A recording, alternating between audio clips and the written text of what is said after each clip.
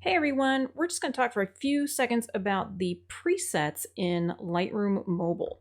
So I'm in the edit module here, so you can access this straight from your photos, whether it's all photos or any one of your albums.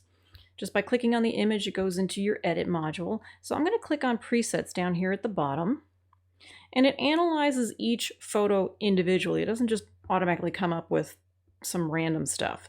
So if I wanted to see some of the strong presets, I can scroll through here, black and white presets, etc., etc.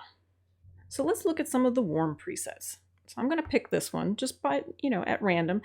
So when you click on these, it says more like this. So if you like that look and you want to see more that look like it, you can just press on that and then scroll even further. So say I want to choose this one.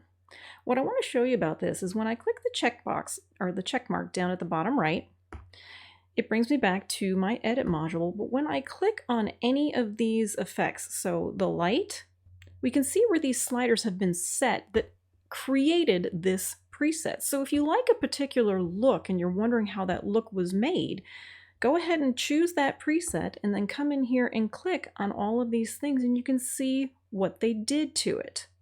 Any of the effects, so a little bit of clarity was used here, some sharpening.